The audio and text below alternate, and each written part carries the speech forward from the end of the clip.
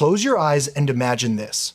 Turquoise water so clear you can see the sand rippling underneath, hammocks tied between palm trees, and a cocktail with a little umbrella in your hand. Cruise lines market their private islands as pure paradise, an escape just for you.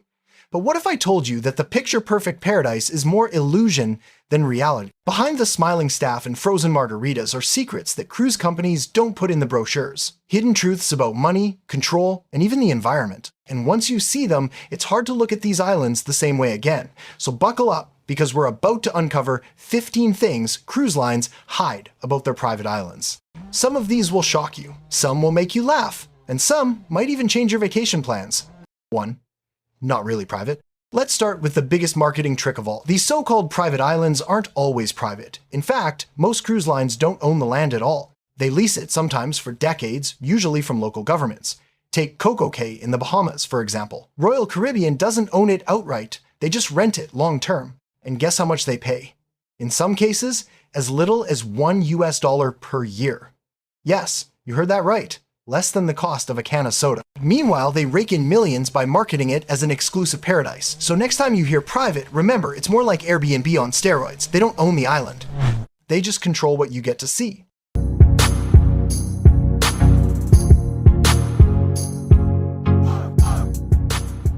2. Locals can't visit freely. Here's where it gets even stranger. These islands might be in the Bahamas or Haiti, but the people who actually live there, they often can't just walk in. Access is heavily restricted. Locals need special passes, employment contracts, or sometimes flat-out invitations just to step foot on the sand. It's like building a theme park in your backyard and then telling your neighbors they can't come in unless they're serving popcorn. For many workers, the only way they'll ever see these islands is if they're cleaning up after tourists or carrying trays of rum punch.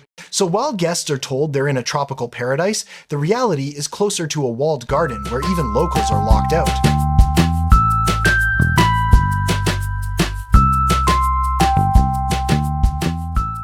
3. Everything costs extra. Ah yes, the upsell, the heartbeat of every private island. Sure, your beach chair and maybe a hot dog are free, but look closer. Zipline? Extra. Jet skis? Extra. Private cabana? Definitely extra. Even snorkeling in some designated areas comes with a price tag. The island may feel like an all-inclusive resort, but it's more like a giant outdoor mall disguised as paradise. The cruise line knows, once you're there, you can't go anywhere else, so they've got you cornered. It's the classic theme park model, get you in the gate cheap, then nickel and dime you for everything else.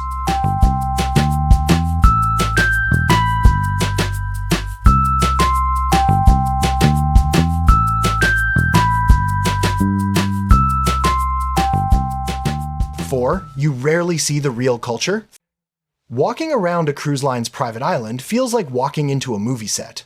Everything looks Caribbean, but it's not really authentic. The local market is filled with curated shops owned by the cruise line. Performers wear colorful costumes, but they're hired to entertain, not to reflect real cultural life. Even the music is carefully selected, steel drums and reggae to make you feel island vibes, but stripped of anything political or complex. For travelers hoping to experience the real Bahamas, Haiti, or Jamaica, you won't find it here. What you'll see is a stage version of culture, designed to keep things light, safe, and Instagram friendly.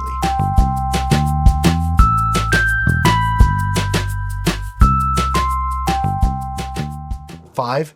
Environmental damage. Behind the scenes, paradise comes at a cost. To build those picture-perfect beaches and massive piers, cruise lines dredge the seafloor, destroy mangroves, and sometimes flatten coral reefs. Thousands of tourists visiting weekly put huge pressure on fragile ecosystems. More trash, more sunscreen in the water, more disruption to fish and coral. Cruise lines love to show you clean beaches, but they don't show you the machinery that reshaped the island to fit their needs, or the long-term impact on wildlife. What looks like paradise to you may be a nightmare for the environment.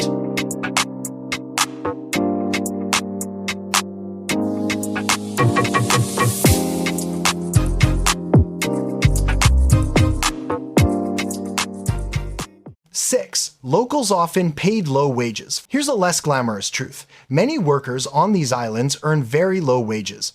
They wake up early, commute by ferry from the mainland, and work long hours in the hot sun day. Some jobs pay little more than the local minimum wage, even though cruise passengers may have spent thousands on their vacation. And because everything on the island is controlled by the cruise line, there's no chance for locals to run their own businesses. Instead, they're stuck as employees in a system that gives them little benefit from the money tourists spend.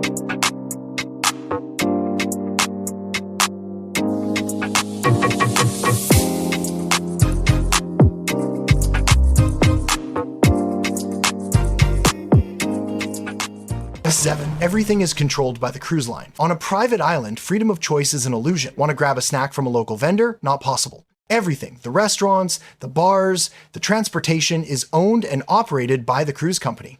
They decide what's available, how much it costs, and even what kind of music plays. It feels like paradise, but it's actually a bubble, carefully controlled, so your money never leaves the company's hands. You're not really exploring an island, you're inside a floating theme park on land.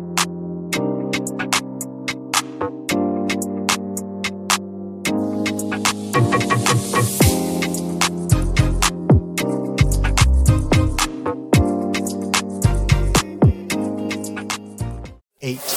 The free buffet. Isn't free? Yes, the giant barbecue spread on the beach looks free. But it's not really free, it's already built into your cruise fare. The burgers, hot dogs, and fruit salads aren't magical gifts, they're prepaid meals. It just feels free because you're not swiping your card at the moment. This clever trick makes you more relaxed and more willing to spend money on extras like cocktails, excursions, or souvenirs. You walk away thinking, wow, they gave us so much for free, when in reality, you paid for it months ago when you booked your ticket.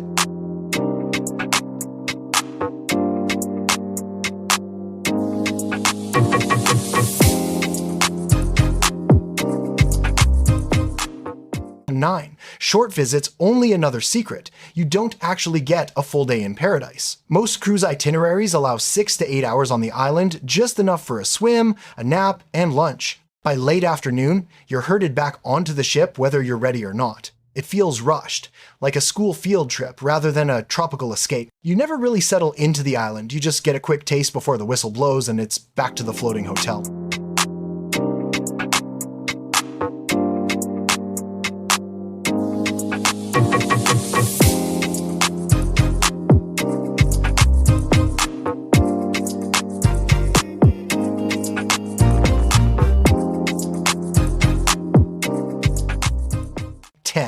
No real exploration allowed. See that lush jungle in the distance? Sorry, off limits.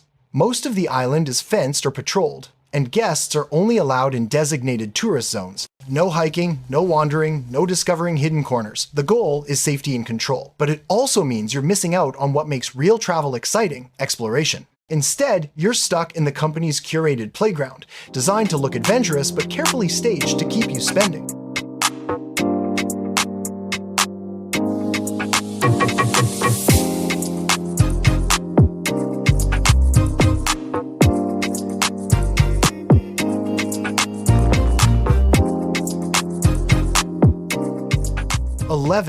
Souvenirs marked up sky high. Want a souvenir to remember your perfect day? Prepare your wallet. Souvenirs on private islands often cost double or triple what you'd pay in nearby towns. That $20 seashell necklace? It might be $5 elsewhere, but since you can't leave the island, you're stuck with inflated prices. Even the so-called handmade crafts often come from suppliers contracted by the cruise line, not real local artisans. So not only are you overpaying, you might not even be supporting the community.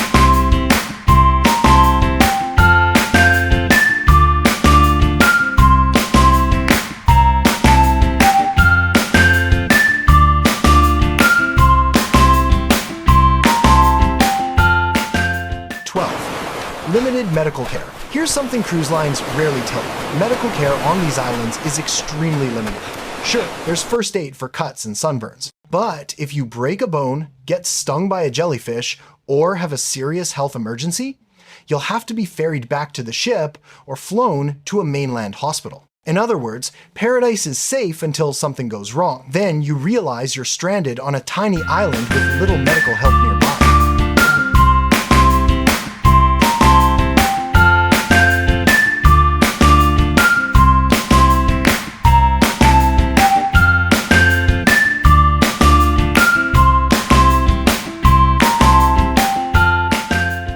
13. Wildlife gets disrupted. To make the islands more fun, cruise lines often bring in animals for staged encounters. Parrots for photo ops, stingrays for snorkeling, even dolphins kept in pens. What looks magical for tourists is stressful for wildlife. And the construction itself, bulldozing trees, reshaping beaches, pushes native animals out of their natural homes. The result? A Disney-fied version of nature that hides the damage happening behind the scenes.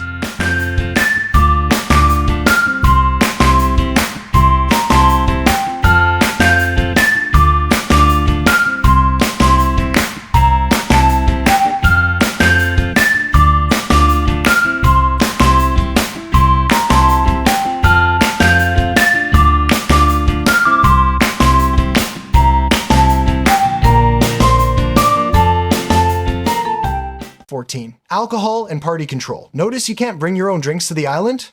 That's no accident. The cruise line controls alcohol sales completely. Want a margarita? It'll cost double or triple mainland prices.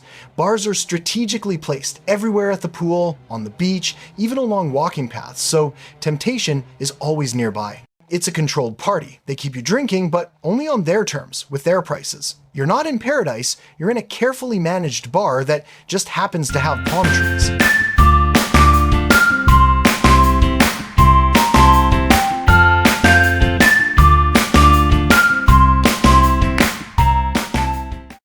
15. It's about profit, not paradise. Here's the final truth. Private islands are not really about giving you paradise. They're about keeping you in a space where you can't spend money anywhere else. No local shops, no competition, no escape.